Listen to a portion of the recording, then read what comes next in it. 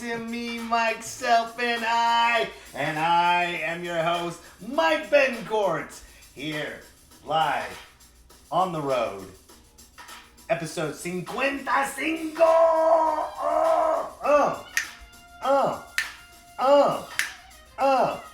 Feel it! You can feel the beat, MMites, can't you? Come on, one more time. Go ahead, laugh, Ryan. You got your microphone here. All right. Gotcha. You got to get down with it. You can leave it there at the Zoom. You leave it there? All right. Just get with it. Yeah. We're in a hotel room and you hear two guys grunting, going, Yeah. Welcome, MMikers. I am on the road. The ADHD comedy tour. That's Angry Dad, Happy Dad tour. This is our first tour with me, myself, and I, and also, of course, the number one, Mr. Ryan Wingfield. I'm the happy dad. Yes, Ryan is actually the happy, organized, more successful father. Depends on how you measure success. Everything. I've been to his house. He has a wonderful family. They worship him. And he organized this wonderful trip to get this together. And this could not have happened if it wasn't for Ryan. So Don't blame me for this. I am saying this at the beginning of the show. Thank you. We have a lot to talk about, a lot to cover. But let me introduce Ryan Wingfield, MMikers. I've known Ryan for about 5-6 years. Ballpark, sure, yeah, 5, somewhere 6 around years, there. and we did our first gig together in Oregon. Oregon Coast, yes. So- Coos Bay. So, MMikers, since you're hearing him right now, this is Ryan Wingfield, ladies and gentlemen. Hello. How Hey. are you? Ryan, thanks for being on the show. Yeah. We're on the show at a hotel, just chilling, waiting for our next show. But anyways, let's get back to our how we met. How did it all begin? Mm-hmm. Where did it start from here, or where did it start and let it here? Yes. We started, 5 years ago? Coos Yeah. Bay, Oregon. We were both booked to perform at the Mill Casino. As I recall, you were headlining and I was your opening act. And we crushed it. We had 2 shows, crushed it. Then we went on to 2 more nights in Medford, Oregon. Crushed it again. Really liked working together. We work really well, folks. If you've seen me perform. Those of you that are listening, you know who I am. You've seen me perform. And if you're fans of Ryan, you've seen Ryan perform. You love Ryan. Now imagine mixing both of us together. We are. I'm not gonna lie. We're a pretty goddamn good team, boy. We've gotten a lot of compliments this week. A lot of Yeah. compliments. So, yeah, it's going well. Anyways, I spent, several years trying to open doors to you into my home comedy club. Yeah, we were trying to break into Liquid Laughs. And realized I pull very little weight in that room. I don't know why, man. You're very funny. I like to think I am too, but apparently no one listens to my opinion. Anyways, Well, they'll listen to hear on me, myself, and I. and eventually we just said, let's just book our own stuff instead of trying to go to a comedy club. Let's find clubs and theaters and bars and venues that'll just I'm gonna sit down. There you go. that'll just have us. And we put together a nice little profitable run here in northern Idaho, Montana, Washington. Yeah, and we decided to call it ADHD Tour. We didn't want to do the dads of comedy. Hey. I'm a dad. He's a dad. And we talk about dad stuff all the time. But we do and we don't because we have great different styles. We're completely opposite from each other, Yes. especially on stage. Ryan is very nice and very welcoming, and he's very... Great thing about Ryan, he writes so many goddamn jokes. It's almost like it's my job or something. Yeah, but no, it's like he doesn't fuck around at all. It's like, hey, joke. An hour later, joke. Good night, I'm done. Your turn, Mike. I'm like, God damn it. Fucking stay sharp and work hard. But, so yeah, we decided to call it ADHD, Angry Dad, Happy Dad, and my style is a little bit angry and he's a little bit happy, and we help each other out, and it's a very unique show. And this first tour is very unique, and we're getting great responses. Yeah. You made a great poster for it, too. That's Good old Nick Larson. He's the one that created the poster for us. Kind of reminds me of that old Hulk poster, where it's like half Bruce Banner, half Hulk face sort of thing. Yeah, totally. So you're the Hulk. You're Bruce Banner. That's what it is. So let's have the open micers know who you are first, Ryan. Tell us about how you got started. All right. The wonderful world. Talk about Ryan Wingfield. I come from the wonderful state of Alaska, where, as we know, is the comedy mecca of no one. No, I grew up small town, middle of nowhere, Alaska, and childhood dream to be stand-up comic. Eventually found myself in Boise, Idaho, also a mecca of comedy, as we all know, and decided to try an open mic. Went well. Within a month, I was hired at the club to be a host.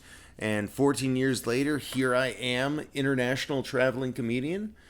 Performed in Japan, Europe, all over the place. Cruise ships, military shows, colleges, bars, clubs, casinos, corporate shows, churches, children's birthday parties. I have literally done it all. And you know what, MMikers? He has. He has been anywhere and everywhere. He has been through thick and thin of comedy. Except anywhere where you might have seen me. The wonderful self-deprecating comedian that puts himself down for no reason. But let's move forward. But what did you do before stand-up? I was a television news producer, and I also was a radio news anchor for a couple of years as I was breaking in. So basically, I would write the news that TV anchors and the local Boise, Idaho stations would read on the air, and then they would tell me how bad I did during the commercials breaks. What did they say to you? They would say, Ryan, this script is garbage. Ryan, this is terrible. Ryan, you need to review this before you print it. What was wrong with the scripts? I was straight out of college, and I just wasn't very good. I might have had typos or errors or something like that. That was mostly it. I did good work. I just didn't do it. So what is hard and difficult about radio and television? Working with the people who are on radio and television. It's the hours suck too. I mean, I worked the morning TV show for the first year and a half, so I had to go in at like 11 o'clock at night and work through the night, and then I would get off work at like 9 a.m. and sleep for 4 hours during the day and repeat.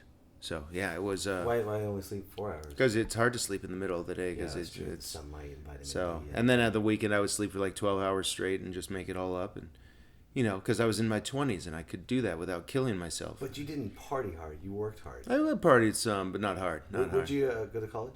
College, University of Idaho, 2 degrees, journalism and visual communication, with a minor in math, of all things.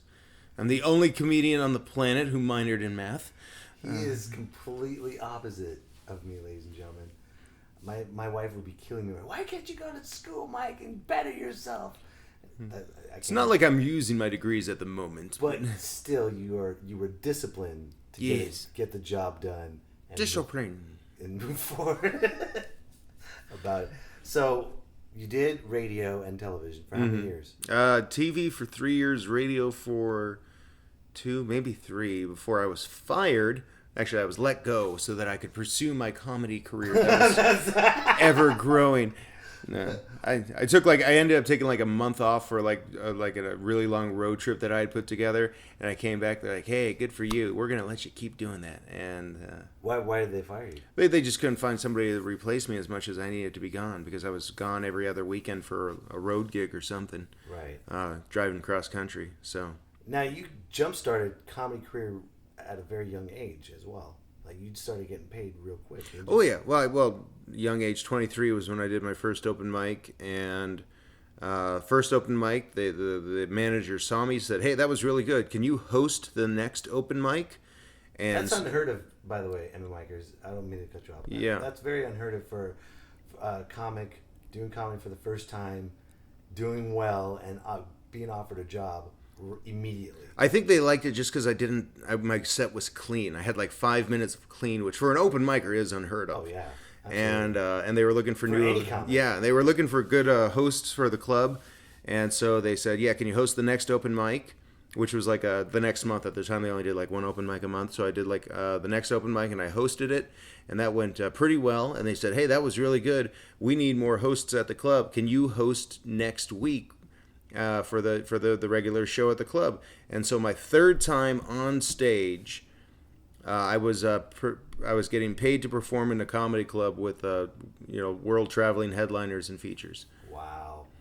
Wow. So, just got into the game and just hit the ground running. And as we know, the career only continued to accelerate at that pace, undaunted and unchallenged in any form, which is, of course... Yeah, but you perform on cruise ships now. You perform at major corporate events, and we're doing this gig. We're doing this tour together. I mean, it doesn't get better than that, right? That's right. I'm still humble enough to do the lowliest of bars in the lowliest of towns. I'm glad you feel humble enough to lower your standards to work with me, sir. Yeah. So, television. What didn't you like about television? You said the people you didn't like. You don't have to say names, but what did they do that was... Well, then again, keep in mind, I was like fresh out of college, so I didn't know what the hell I was doing. And they were supposed to train me. The anchors were supposed to train me and basically say, like, okay, this is why you're doing this wrong. And instead of training me, they just complained. And it was like they were supposed to come in an hour before the show, read my script, go over any problems with me. Instead, they'd show up 5 minutes before the show, read my script for the first time live on the air, and then we'd go to the commercial break, and then they'd rip me for screwing up. Would they yell at you, like scream at you? A couple times. Mostly just the one. It was like the bubbly morning female anchor. You're like, oh my gosh, yeah, you're so silly, and then we go to break. You son of a blah blah blah. Really? She was. Night and day, huh? She was. She would kiss up to anyone who had more power than her. And if you were beneath her in the pecking order, she would throw you under the bus so fast. Wow. Which is not very uncommon in the entertainment industry. I'm just fixing something, folks. Keep going, Ryan. I'm sorry. No, you kiss up to the people above you and you belittle the people below you. That was my experience with TV news in a nutshell. That's not a way to progress and be a human being. No, I didn't much. Well, I didn't dislike it. I just disliked some of the hours and the people and the politics. Well, what would she do to throw people under the bus? Oh, example I can think of, like the crew busted up one of their live trucks because they were trying to get too close to a story or whatever, and she was like, "I told them not to do that. I told them that was dangerous. That they were going to damage the truck." And they did it anyways, and she never said anything like that. It was one of those. She was covering her butt, kind of a thing. Wow, what a shady. She would talk crap about everyone behind their back, That's normal. Well, yeah. That's what comics do, and that's what everybody. I don't mind that, but doing the whole, I'm the total innocent. I'm the one who said not to do that. I'm the innocent bystander. Yeah. So, well, you know what, folks? Enough about that, because Ryan, you know what? You're on the right path, because we're on this ADHD comedy tour. And let's talk about our first stop that we had on Thursday. We got lucky to have the stop for starters. Yes. Because we initially had a show booked in Whitefish, Montana, a nice resort town, and about a month before we were supposed to be there, which isn't long in booking terms. They called and said we have to cancel and reschedule for the spring, and they gave us no real reason. I'm pretty sure it's because they had accidentally double booked comedy for that week, and they decided that we were the easier one to cancel. I'm standing up. Keep talking. So we made a whole bunch of phone calls and luckily found a bar in Salmon, Idaho that wanted to do a comedy show. We cut them a nice little deal for being a last-minute booking. The great thing about this wonderful bar, it was a bar called Whiskey Willie's. And I hope they're listening right now, because I'm going to say some really honest stuff. Whiskey Willie's is a rowdy, grungy, dirty, smoke-infested, few meth heads sprinkled in. And they're very proud of it. And we had a great time. Oh my God, folks, we were kind of nervous at first, because as soon as we walked in, everyone knew who we were. Like, they're the comedians. Well, we had teeth. So that was the sprinkled meth heads that said that to us. But that's neither here nor there. But we came in, they welcomed us with open arms. And these are tough, gritty, hardcore, hard-working people that, if we go into their town, we're the outsiders. Like, what the fuck are you? They didn't even say that. They're like, what the hell are you doing? They knew who we were. They were excited to see us. They opened the arms. they welcomed us with open arms, and they loved us, and they were loud and rowdy, but they laughed their asses off the whole night. I went up there, did my thing, and I was making fun of the hecklers and the drunks. My favorite line, my favorite thing that I did during my set was with this one guy trying to talk. He was just completely. I was like, "That's almost a sentence, sir. That's almost there. You almost made it. You almost." And I'm calling people stupid and racist. I'm like, "You guys are racist." Yeah, well, yeah, we are. But they had fun. Yeah. And you know what? My act was really geared towards this type of environment, and they loved me. And then Ryan's act is squeaky clean, and they loved him too. Ryan did an hour and 10 minutes like nothing. It was just so smooth and flawless. Yeah, it was easy. Why don't you tell them the two jokes? Well, one of the reasons I was there is because my wife is from Salmon, Idaho, so my in-laws live there and came to the show. And that was like my opening joke, just saying, my wife's from Salmon, Idaho, and a guy recognized her name when I mentioned it on stage. And I'm like, yes, I want to thank you, Salmon, Idaho, for just lowering her expectations, because she would never have settled for a guy like me if you hadn't broken her spirit. Thank you, sir. And that was my first joke off the gate. That was out the gate. And the other one that apparently almost got me into a fight, which I didn't realize at the time, was when I saw a guy with a cowboy hat, and I was giving him crap about it, and he did not take it well. Tell the MMikers what you said. Well, the joke is, and I do this for whenever I see a cowboy hat, is like a cowboy hat tells me that you, sir, were raised with traditional family values. Family values such as always take off your hat when you're inside a building. And I mean, it's a cowboy hat, right? It's designed to keep the sun out of your eyes and the rain off of your head. And he's wearing it indoors at night. So I look at him, I'm like, do you also wear a condom when you masturbate? What's going on? And he apparently does. There's something. Well, we found out, MMikers, that this cowboy guy is also blind. We found out after the show. His name was Blind Mike, and he has a very short fuse. We saw, which is dangerous for you, because we look similar enough that he would have come. Right. It's so funny. That's why I kind of grew my beard out for this tour, because everyone kept coming up to Ryan. You were great with that T-Rex. But he's like, I haven't gone up yet. And then yesterday we were at Betsy's casino. Yes, Betsy's Sports Bar and Casino. Sports Bar and Casino in Townsend, Montana. Near Helena. No, and throughout the whole entire trip, Ryan has been telling me amazing, miraculous things about this venue. Go ahead, Ryan. Well, I performed at this venue not too long ago, and it turned out that was their first comedy show ever there, and they packed the place. I mean, just like a small little room, but just like shoulder to shoulder people. I set a record for selling T-shirts after the show. It was phenomenal. And it turns out that, comedy had been kind of in decline, or they hadn't been promoting it as much. And we get there, and there's maybe a little over 20 people in this room. Still a good room, still a good crowd, but not the insane story that I had led you to believe. And certainly not T-shirt sales. They were so much fun, though. They were a small but mighty crowd. We had so much fun with them the whole night. It felt like it was like 150 people there, but that's what I love. I'd rather have people laughing their asses off, even if it's a small crowd.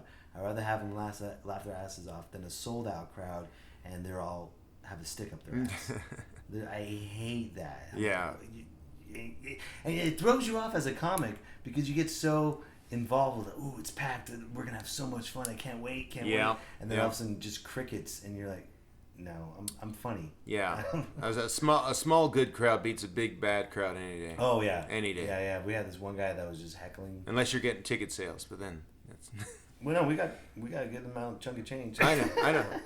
I'm just saying, if I'm getting the door, I'd rather have a big bad crowd than a small crowd. Yeah. Well, once we become, because I needs to get paid. Once we become famous, then we'll worry about those. Well, ideally, big great crowds are the best. Right. And yeah, there was this one guy that was heckling us the whole night. talking like this and just all drunk and just bullshit. That's Former Air Force guy. Yeah, he was very proud of it. And I was making fun of, well, obviously, MMites, you know that I'm prior Navy, and I talk about like Navy jokes, and I made fun of the Marines. And found out there was an old Marine. Who did not find them funny. His hands was shaking, and I called him out. I was like, calm down, Marine. I see your hands shaking. Relax. At least you're not in the Air Force. And the Air Force guy was like, hey, Marine. But, yeah. And it was a great night. And, you know, what kind of spoiled it just a little bit is when I was selling T-shirts, and the Air Force guy came up to me. He's like, man, Mike, you are so funny, man. I loved it when you made fun of the Marines. I loved it when you made fun of me, man. I get it, bub. It sounds like he's falling down from the plane. But, and then he said this. He's like, you know what, Mike? I just don't get it.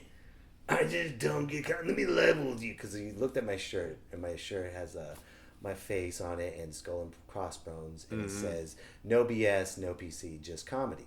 And I really make a statement about it at the end, saying like, you know, this is the last freedom of speech. So if you want to wear this shirt to piss people off, wear it proudly. And people like it. And a lot of people buy it. Men and women, they buy it and they like it. And he was so drunk, he looked at it, he's like, no BS, that's right, and no PC. You know what? I gotta take a moment here, Mike. I don't understand why people don't respect our president. As soon as he said that, I just kept my mouth shut. Yeah. And I was like, he's like, we have to stand behind him. We have to stand behind him. This is a guy from the Air Force, okay, fighting for our Constitution. Okay, when you're in the military, yes, you gotta respect and listen to the president, but guess what? Your number one job is to protect freedom and democracy against foreign and domestic. So if our enemy is domestic, which might be the president, then you need to protect the people first before respecting and protecting the president. Yep. You know, and I didn't say that to him. No, that would have been wasting your breath. But I say it now on the podcast, and it sounded eloquently when I said it. But he was just 100% gung-ho. Mm-hmm. Trump. MAGA! Can do no wrong. And that's middle America, right? That's everyone. And we're actually seeing these people being brainwashed. And I don't know how your in-laws are doing it. Yeah, my in-laws are very, very liberal in a very, very conservative, not even like conservative, like Trump conservative, which is like a different thing. Oh, it's driving them nuts. Oh, yeah. It's driving them crazy. It's like, imagine Rush Limbaugh living in the middle of San Francisco. That's like... That's a good analogy. He would be able to drive... Can you believe these artsy people? That's my Rush Limbaugh. Folks, America, right wing, left wing, there's something in the middle. You just need to put on 300 pounds and get an opioid addiction. There's a humble made of man. Let me tell you something. I never saw it on that side. That's Your mother-in-law is the reverse. The reverse of the in living in San Francisco. During Pride Week. Oh God! Can you believe these people that are pride of their sexuality that should be behind closed doors? You don't see me doing that, ladies and gentlemen. You know, Trump and the Trump supporters were right, and that's the reason why. Yeah, most of the places we're going to this week are big in Trump country. Yeah, but you know what? As long as we're not being political about it, and which we haven't been, we haven't, and because number one, everyone talks about it. Yeah, you see it on the Daily Show, you see it on the Tonight Show, you see it every chance you get. They're either mocking the president or with the president. It's always one of both sides. So why talk about it on stage? I mean, yeah, if you want to graze upon it, but it's a hot topic, and I know... Sometimes people need a break, and our show can be that break. Yeah, that's exactly what I was trying to say. It's they need a break. Yeah, like I said, we're comics, and we can't talk. We can talk about whatever we want. Yes, but you're right, Ryan. Mm-hmm. They need a break from that. Yeah. as well as we need a break from that. We're gonna go through some more topics. Let's see. So Ryan, you sound like you're good with voices, and you know I've been working with Ryan all week with our improv, just in the car, just being stuck in the car. But Ryan has this great, awesome voice that's completely opposite of mine, and I think I'm gonna try it out. But I came up with our own theme song. So, let me know my MMikers. Oh, by the way, MMikers, quick plug. If you like the song that we have, do me a favor. You need to email me. I got a new email for Me, Myself, and I podcast. It's called MMIpodcast19@gmail.com. 19. MMIpodcast19@gmail.com. The reason why I was 19 because number one, it was available. Okay. Sounds easy, and I always say 19 all the time. It's like my lucky number. I was gonna say, was 1 through 18 taken, but it was. Okay. It was. So here's our theme song. We're working on it, but here's our theme song. I think this will work. Okay, Ryan, you can hold this right. All right. Just hold it, aim it towards you. Okay. Gotcha. Perfect. Okay, here we go. Well, that's Terminator. Sorry, that's Terminator 2. But dude, why don't we start off with that?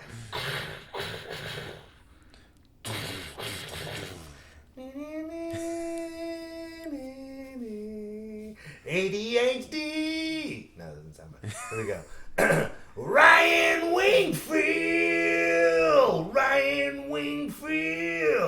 ADHD comedy with Ryan Wingfield and Mike Betancourt. Ryan Wingfield, he'll shit on your face and spit in your mouth. Mike Betancourt gives great hugs. Ryan Wingfield, shut up, motherfucker. Mike Betancourt, I love you. That's awesome. That's hilarious. Mike Betancourt. Let's do that Western one that we did. You want to try it? Yeah. Okay. We might as well. We got time. Yeah, because as we all know, ad-libbed improv always goes over well when you try it again the next day. We'll find out. Okay, so Ryan and I were thinking about doing some sketches eventually because it's really fun working with Ryan. And we work really well together on stage. And I think going on tour with someone that you trust and really are comfortable working with is huge.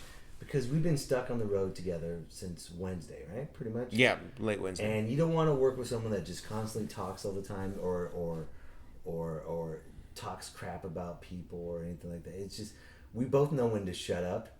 If you notice, we all, with that awkward pause when we're driving, we're just like, all right, this is the time to shut up. Right? It works, though. Yes. Like, we're talking about, future business and future ideas, and then all of a sudden at a random time, we're just like, all right. Yeah. Conversation, natural pause break. And I feel bad because Ryan needs a break when he's driving, but unfortunately, I don't know how to drive a stick. It's fucking pathetic. I think that's what makes the angry dad even more angry. Yeah, how can you even call yourself a dad? I know, dude. Dads are supposed to know stuff. Everything. I will learn how to drive a stick, and I will learn how to drive it properly. I will get it done because that's one thing on my checklist. I know it's so easy. When I was growing up, I was raised off of automatics. I just didn't think twice about automatic or stick shifts. But no excuses. Like I need to learn it because poor Ryan has been driving since Wednesday. He's like, yeah, and he's. I'm gonna have to let you practice on my stick. That's pretty gross. Yeah, don't crank it too hard, man. Poor Ryan's been driving, and his foot's almost about to fall off because he's like, God damn it, Mike, why can't you be a man and fucking ride a stick shift? By the time I get home this week, we're going to have driven like 1,300 miles. No, I've been sitting for 1,300. Poor you's been driving the whole time. Okay, all right, let's try this.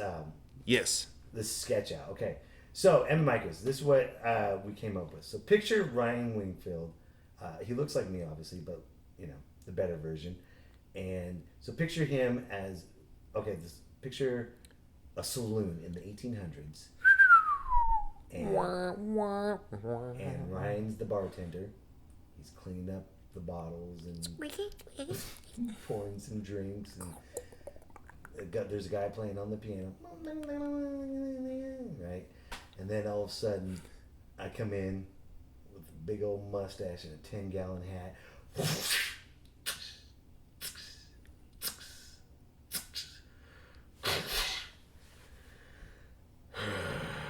Well, howdy, partner. Come on in from the dusty trail.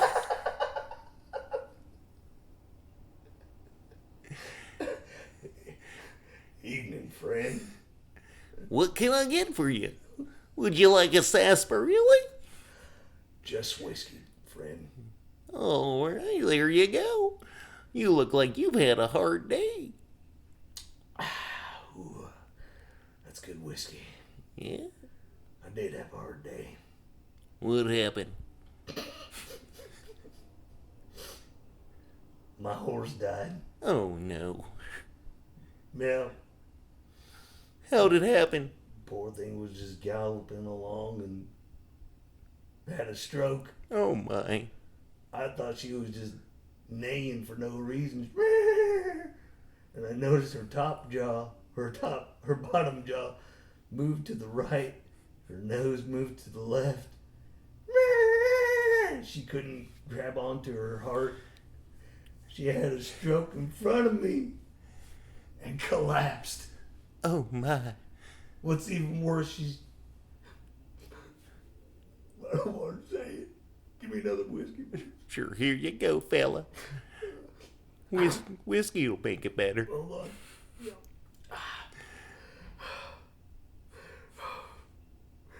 She fell in glue. Oh, my. Was it one of her relatives? You're right, that works better in Yeah. the car. You might have liked that one, MMites, but honestly, it worked better in the car. Yes, cracking up. Yeah, it was good one, but yeah, no, it's been a pleasure working with Ryan, and this is the beginning, folks. This is just the beginning of me and Ryan and working together. More ADHD to come. More the Ritalin of comedy. Yes. No, you don't need Ritalin. You don't need Ritalin. Yeah. We're natural. We're a natural focusing agent. Focus on me! Me! No, focus on me. Not me. Me. Can you do an impression of me? I'll do an impression of you. Hey. Ryan Wingfield! Nice! Do you know how hard that was for Ryan to do that? It took everything out of him just to say that right there. I just have to start practicing like I've been smoking for a while. You got a little bit more of a gravel in your voice than I do. Just not quite that much, but you know. It's my Nick Nolte impression. Nick Nolte. Yeah, I'm Nick Nolte. You got any impressions? Snarf. Lionel, Snarf. Snarf. I'm the one with the sword. But Lionel, you're only 12 years old. I want to smoke some marijuana. Marijuana. Oh! Snarf, pass the bloodline.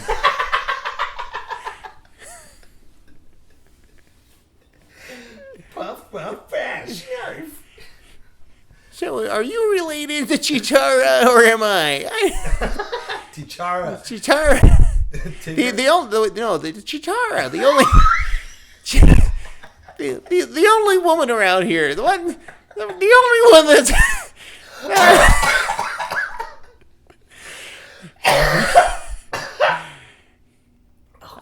I don't know. Who do you masturbate to? Well, I know. Myself. I grab the sword in my hand and I go up and down in a ho. I finished. Little Thundercats are everywhere. Because I am Lino. So, with every thunder, it gets bigger. Thunder. It's only 3 strokes. Thunder. Thundercats. Yeah. You know, when you're 12 years old, that's all it takes. It's Okay, well, we gotta bring that down. When the wind blows, it goes. oh, yes. Yeah. Sorry. I know. But you know what? This is. Your microphone is too sensitive. It is. What's the matter, sensitive microphone? You okay? Did we hurt your feelings? Was I being too aggressive when I blew on you? You snarfed on it. I just every impression recoils back to snarf. Why don't you do an impression of Ross Perot? All right, let me show you a map here. Oh, I was gonna say. I thought you were just gonna do snarf. Oh, snarf. Snarf, I want to be president. Snarf. I vote for snarf. I'm a third-party candidate. I'm a third-party candidate. That means no one will have me. Oh wow! Forgot we're in Coeur d'Alene, right? Coeur d'Alene, Idaho. Why don't you tell? Have you been here a couple times before? Yeah. Well, I went to college like an hour away from here. So this What is college you go to? University of Idaho. The Vandals. The Vandals. The Vandals. Yeah. Ooh. It's a Viking tribe apparently, not whatever you would call it, a Vandal. That means a bandit, right? It's a kind of. It's like a pillaging tribe sort of thing. Right. So the people that rape people, that's who you guys stand for. We are the rapists. Northern Idaho needs a good reputation. What about the Vandals? Vandals. Ah, man. So with this day and age of the Trump era, yes. How do you feel that the way comedy is going? I don't know. It's like you said, you can make fun of it, but everyone's making fun of it. I mean, I have Trump jokes. I do like maybe 5 minutes on political stuff, but you can already tell an audience they're just getting tired. Yeah. They're getting tired. They like this microphone. They get very sensitive. But the other time too is like his supporters are very sensitive. Yeah. Like you make fun of him once, and you get that 1 in 50 who just wants to let you know what the president really stands for, and you lose the entire show because you end up having a fight with a guy who believes that you're saying fake jokes or something. But do you think what he's doing? I mean, hold on. Let me rephrase that. Do you think that Trump pretty much won? He controls the hot topic button, and the supporters are defending him to the end of time. Whether it's a joke or not, they're going to defend him to the end of time. And it's his rhetoric is working, unfortunately. History books will probably look differently upon it, but No. I mean, every dictator's rhetoric was working when he took power. That's how dictators become dictators. That's true. And I don't necessarily think Trump is a dictator. Maybe he's getting there. He's a dick. I think we can say he's a dick. He's a dick for sure. He's waiting. He's getting to tater, but I'm a dick. I'm starting out to be a dick. I'm gonna be a dick. I'm gonna stay a dick, and my dick is bigger than my dick. Everyone said there's no way he could be a dick. Well, I found the way. I found him, and now everyone says no one's a bigger dick than Donald. Yeah, no one's a bigger dick than Donald, except for my dick. As we all know, I don't have a big dick, but I am a big dick. You sound like Adam Sandler in an impression of Donald Trump.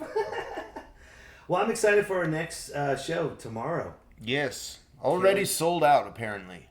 Nice. Small venue, but sold out. Like 50 or 60 seats sold out. That's great. That's all we need. Yeah. And we're going to have fun. And unfortunately, we didn't have a gig tonight, ladies and gentlemen. We're actually taking the day off. Well, we weren't. We didn't want to take a day off. No. So let's talk about that, because before Ryan and I were putting this gig together, we were jumping through hoops trying to find unfortunately we had some fallouts, which was shitty because it's bad timing, I guess, and we found last minute Whiskey Willie's. Yeah. And Salmon saved us, so thank you, Whiskey Willie's, very much. You're hardcore, but I love you. We can't wait to come back. You know who I'm talking about. You know which one.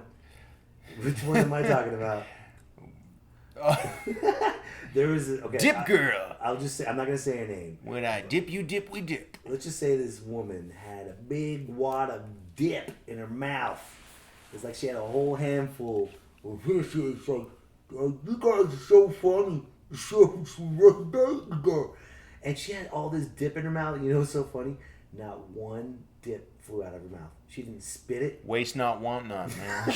Not salmon, boy. Anyways, and you know what?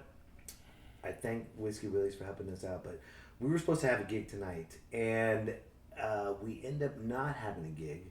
Go ahead, Ryan. You dealt with this. Well, we reached out to a few comedians who have booked stuff in Missoula, because Missoula routed perfectly with our current route, and he couldn't get us into his venue, but he gave us 2 leads to other venues who were booked by other local open micers, one just like little clubs and rooms. And we reached out to both venues, and both venues were willing to have us until the comedians saw my material online. And both of them, talking to each other, basically told me that my material would not fly in Missoula, Montana, because I am too sexist and hacky. This is Ryan Wingfield, ladies and gentlemen. Sexist and Hacky, a clean comic who does corporate events, who does cruise ships, who does comedy clubs. You've listened to his resume of how much work he's done. Within his third time doing stand-up comedy, he already got booked on a weekend to work with top-notch headliners. He's a booker's wet dream. Are you kidding me? He's safe. He's clean, and they say his material is fucking sexist. It's fucking bullshit. I'm sorry. I it's the angry dad coming out. If anyone, I wouldn't take offense if someone said, Mike, you're a little crass and a little brash and a little cursy and you talk a lot of shit. We're not gonna book you. And I would have been like, you know what? I'm sorry, Ryan. My bad. But it was Ryan, okay? Ryan Wingfield. When you see Ryan's act, you're like, how the fuck did you not get booked on a Friday or on a Saturday in Missoula? They said the joke they didn't like wasn't like an offensive joke. It was the way that I treated the audience after the joke, because I have a joke about accidentally killing a dog, and it's a joke. It's a joke, but it sometimes gets a groan from an audience. But it's not a rhetoric from a dictator. Yeah. And whenever I get a groan from it, I look at the audience, and my go-to line is like, "Oh, I'm gonna go to a comedy show and take shit seriously." Oh, and that almost always gets the audience back. But they're like, "Well, that's being very, disrespectful and sexist to the audience," and our crowds wouldn't, take that. And I disagree. Bullshit. It's all. You know what it is? It sucks because number one, Ryan and I are out of a paycheck tonight because of this person. Number two, we have an open micer judging 2 comics that have been doing comedy for 14 years each. We know I'm learning. The more we do stand up, the more you got to learn and get better and all this stuff. It takes about. We can always do better, right? But that's us being 14 years in and understanding that Those who've seen me, you know how funny I am. Those who've seen Ryan, you know how funny he is. And you got someone that's been doing it for, 6 months to a year, maybe? Anyways, you got someone doing, I'm going to say it, 6 months to a year, judging us and getting us out of a fucking paycheck. Because it's too offensive and it's going to hurt the town's feelings. You know what it is? It's this small town comic that doesn't like the talent taking over his turf. That's what it is. Oh, these guys are funny. And keep in mind, this is the same town where Donald Trump had just done a rally, a very offensive rally, and was cheered, wild applause. But me and my material. Yes, Ryan's material. Ryan's material is sexist. It's so funny when Ryan called me. First thing I was like, "What the fuck? Are you fucking kidding me? Your material is bullshit." But you know what? I'm glad we have the day off because we're doing this podcast, and we're really expressing it and talking about it because you're taking money out of our pockets. Yeah, that's the shitty thing. Whether we're offensive or not, number one, we are funny and we'll stand by that. You're listening to this podcast. If you see me and Ryan this whole week. You know how funny you are. Thank you, new listeners. I'm glad you guys subscribed, by the way. Appreciate it very much. Thank you. And new listeners that seen us this week, you know how funny we are. You laughed your asses off, and what were one of the comments that they said about the show? I got nothing but good comments about. First of all, we had 3 people last night who wanted to hire us back right away, or book us for our next tour, or we're already getting offers for next year from the 2 shows we've done so far this week. Right, and they said this: we laughed so hard our faces hurt. Yes, our faces are hurting, and they were dying. That is the best compliment you can get as a comedian. It is a great compliment. They were dying and laughing. So you know how we proved how funny we are, and you take money out of our paycheck. Fine, I guess it pisses me off even more because it's coming from a fucking comic. Mm-hmm. They know how hard it is. They know how hard the struggle is. They know how much shit we got to go through as a comedian just to get on stage and make people laugh. We go against the bookers when they're trying to, undercut us, and we got to make sure our money's right. You got, people in audience that won't like us right away because we're not from here, and then we have to make them laugh and make them be a part of us and make them on our side. And then we got, traveling away from our family as well. We have families. Ryan has family, great family. I have families. My kids, we're away from our kids, okay? This is not a vacation for us to just hang out and just, don't get me wrong, I love hanging out with Ryan, but I'm not going to drive across the country with him for nothing. I'm sorry. I'm a paid friend. Yes. The only time we're not going to be paid friends is when our families are with us. If we can somehow incorporate that, come over to my house, I go to your house, whatever. But the fact of the matter is, we are away from our families, and this comic fucked us out of money and time away from our families. Mm-hmm. That's what pisses me off. It was really 2 comics, too. It was one who said that, and the other one said, really? He said that? I agree with him. The one that judged us, and then the open micer that listened to this fucking cocksucker. I don't give a fuck who you are. You don't need to say his name, because his name doesn't exist, and karma's going to come back to him. Mm-hmm. And you know what? I'm glad we're not going through there, because it gives me a chance to unleash the AD part on this fucking show right now, because it's bullshit. Taking money out of our pockets is bullshit. It's hard to make money out of this. Yes. I mean, we are, but yes. Yes, we are. We still are. It's still profitable. Look how long it took us to get to this point from our careers. Yes. Financially wise. From the beginning of our careers to now. It's been a long road getting from there to here. Right. But Star Trek. All right. Oh, that was a Star Trek. That was Enterprise. It's been a long road getting from there to here. It's been a long road, but my time is finally near. That's what they sang in that. And Enterprise, and it was the 4th TV series. It was the one that killed Enterprise because everyone was like, "That's not Star Trek," or "That's not." Who sang that? I don't Is that the one with Scott Bakula? Yeah, it was the Scott Bakula. He sang? No. I mean, that was the show he was on is the one that had that song, but I'm pretty sure that wasn't him. Anyway, you know what it was? You can't have Scott Bakula without Dean Stockwell. Yeah, that's the thing. You can't have Sam Beckett without Al, and people miss. He needs the little computer. This is interesting. Maybe Sam Beckett should have leaped into that asshole's body and make the wrong into a right and book these fucking comics. There's these 2 great comics. They're going to be famous, and you're not going to... Al, what happens? Well, says there's an 85% chance that you're here. You're here to get them that booking that they were screwed out of in Missoula, Montana. Now you got to change it. Dun, dun, dun, dun, dun, oh, boy.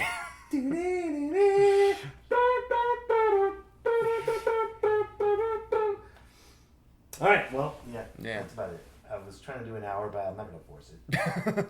I'm not going to force it, so I'm just going to... Because we got some video games to play tonight. We do. We got some drinking, video games, and we might go see a movie. And then, you got any upcoming dates? My upcoming dates are all corporate gigs or cruises. Next month, I'll be on the Norwegian Breakaway out of Miami, December 23rd through January 6th.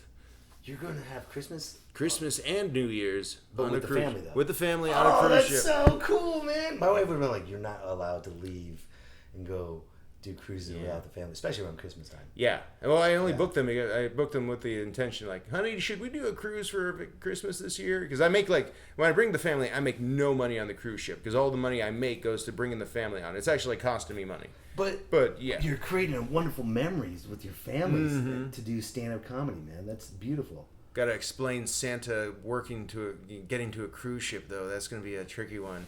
Especially with your son. He's a genius. Yeah. He is a genius. He's too... No, I'm sorry, folks.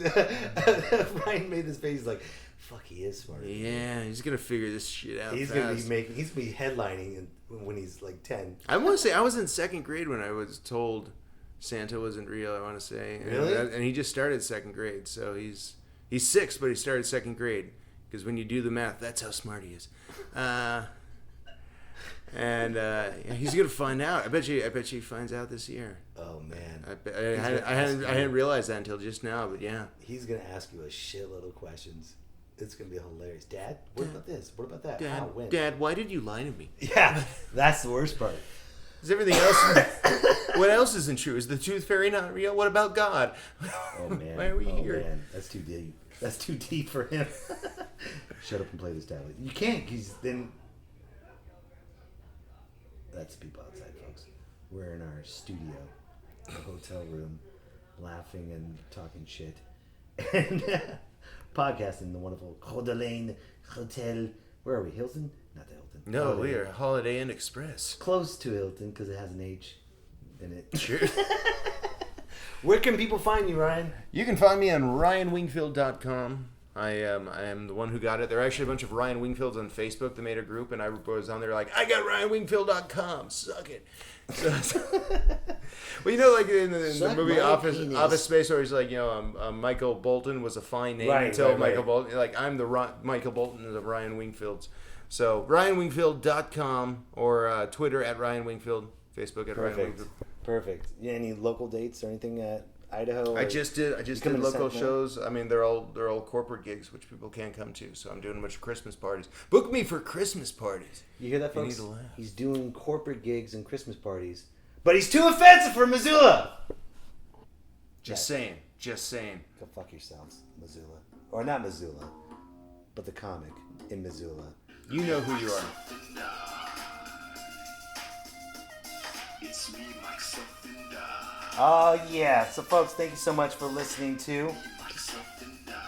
And also, listen, check this out, ladies and gentlemen.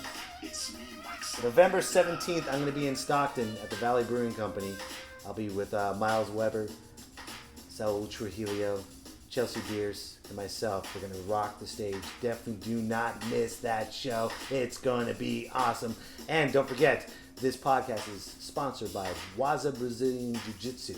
You mention the Me, Myself, and I podcast, you will get half off the first month of training. $50 to choke somebody out. Come on. It doesn't get better than that. Oh, wait a minute. It does. Ryan, are you ready? I do this at the end of every single podcast episode. Okay. I do the salsa dance.